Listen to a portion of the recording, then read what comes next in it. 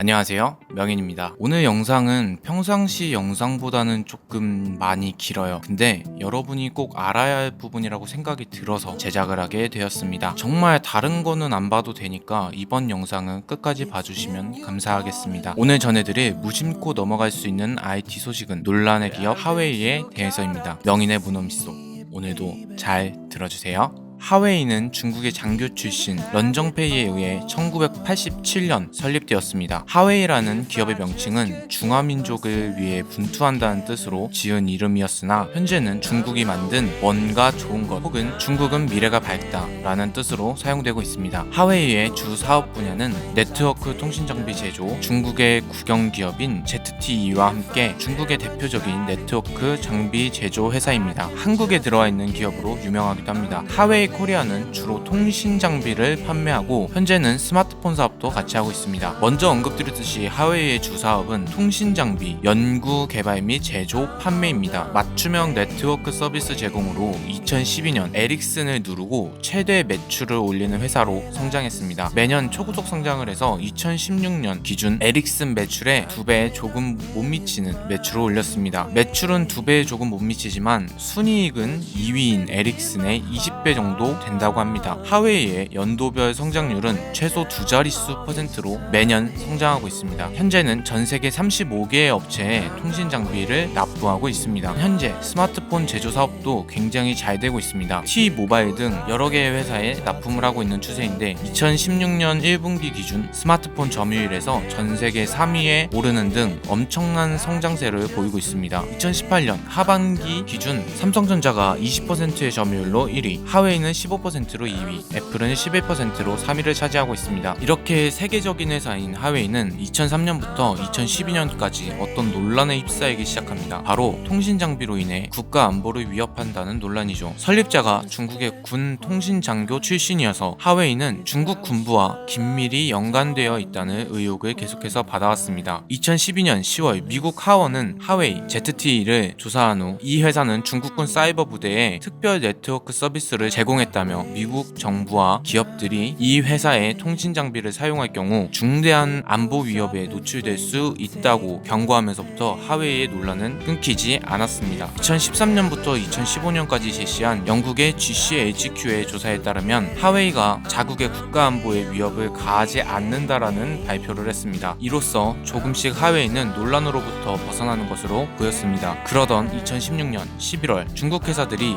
미국에서 판매한 수백만 대의 스마트폰에서 백도어가 발견되었습니다. 백도어란 사용자가 어디 갔는지, 누구와 통화했는지, 어떤 메시지를 보냈는지 모니터링하는 걸 백도어라고 합니다. 이 백도어 현상이 발생한 스마트폰은 중국의 하웨이와 ZTE 스마트폰이었기 때문에 논란은 확산되기 시작했습니다. 이 문제는 결국 법원까지 가게 되었는데요. 하웨이 변호인 측은 백도어 탑재를 인정하며 중국에 있는 서버로 전송된 데이터는 중국 정부에 전송된 게 아니며 탑재한 소프트웨어를 만든 중국 회사의 실수라고 언급을 했고, 보안 전문가들은 이 백도어가 탑재된 소프트웨어의 취약점은 버그가 아니라 중국 측 회사가 의도적으로 개발한 것으로 파악하고 있다는 언급이 나오면서 2018년 미국 FBI, CIA, 나사는 공식적으로 미국 국민에게 하웨이와 ZTE 스마트폰을 사용하지 말라고 권하고 있습니다. 한 가지 더 논란을 말씀드리면 하웨이의 플래그십 스마트폰인 P10, 메이트9 스토리지, 메모리 바꿔치기 사건이 있었습니다. 2017년 4월 플래그십 기기인 P10의 eMMC 5.1과 UFS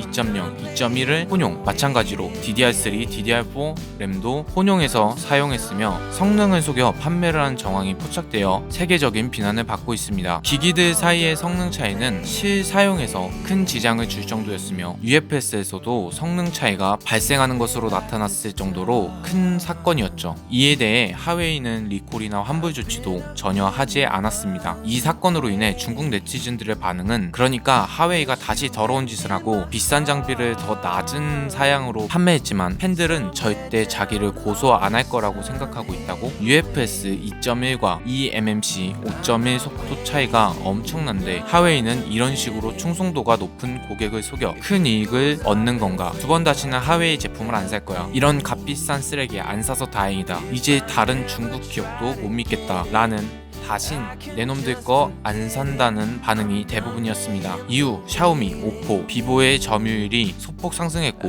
오포가 다시 중국 내 점유율 1위를 달성했습니다. 국내 기업인 삼성전자와 소송도 있었는데요. 화웨이가 4세대 이동통신 관련 자사 특허 11개를 침해해 큰 이익을 취했다며 삼성전자를 상대로 미국과 중국 법원에 특허 침해 손해배상 소송을 냈습니다. 이에 대응해 삼성전자는 중국 베이징 지식재산권 법원에 화웨이와 모바일 기기 유통업체인 형통다백화 유한공사를 상대로 1억 6,100만 위안 하나로 247억 원 규모의 특허 침해 소송을 냅니다. 이 중 화웨이 관련 소송 액수는 8,050만 위안 137억 원입니다. 이걸 계기로 화웨이가 모바일 통신 시스템의 제어 정보 송수신 방법 및 장치 운동 이미지 데이터를 기록하는 방법, 디지털 카메라 등과 관련해 6건의 삼성전자 특허를 무단으로 사용했다는 것이 드러났죠. 마지막으로 한 가지 이슈를 더 다루고 넘어가도록 하겠습니다. 바로 카메라 기능 허위 가장 광고입니다. 라이카 듀얼 카메라를 탑재했다고 광고하면서 자사 구글 플러스 계정 카메라 샘플로 소개한 이미지가 자사 스마트폰이 아닌 고가의 캐논 DSLR로 촬영한 것임이 발각된 적도 있었습니다. 라이카 렌즈라고 광고하는 렌즈도 독일 라이카가 아니라 라이카 렌즈의 라이센스만 받고 중국의 써니 옵티컬이라는 업체가 제조를 했고, 독일 라이카는 성문 발표를 통해 화웨이가 주장하는 것과는 달리 자신들이 설계에 직접적으로 참여하지 않았고, 화웨이 P9은 중국의 써니 옵티컬 테크놀로지라는 광학 전문 제조사가 만든 카메라 모듈이 탑재되었으며 자신들은 단지 라이카의 색감과 흡사한 기술을 제공하는 도움만 주었다고 발표를 했었죠. 즉 광학 기술과 프로세싱은 라이카와 무관하다는 것입니다. 2018년 3월에도 자사의 플래그십 스마트폰을 자랑하며 아이폰과 갤럭시 및 자사의 스마트폰 카메라로 찍은 야경사진 비교 샘플을 올렸는데, 자사 스마트폰으로 사진을 찍을 때는 셔터 스피드 30초와 감도 표준 ISO 3200으로 촬영한 사진을 공개하였고, 갤럭시는 셔터 스피드 10, 감도 표준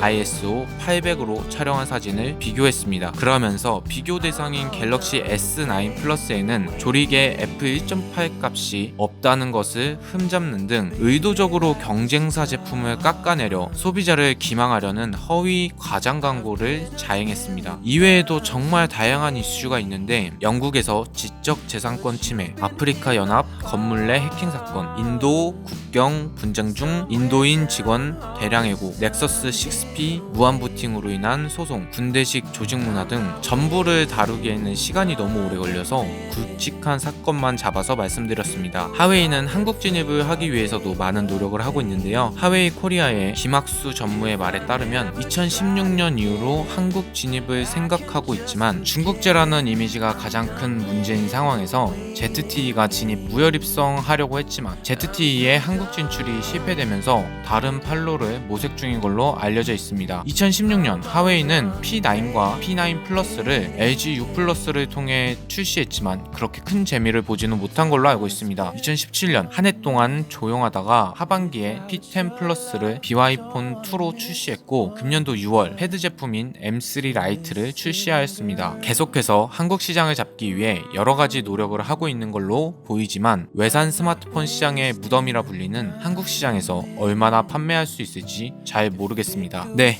이렇게 해서 오늘 준비한 문어미소는 전부 마무리가 되었어요. 네, 그러면 저는 다음번 영상에서 찾아뵙도록 할게요. 오늘도 끝까지 봐줘서 감사하고요. 그럼 안녕.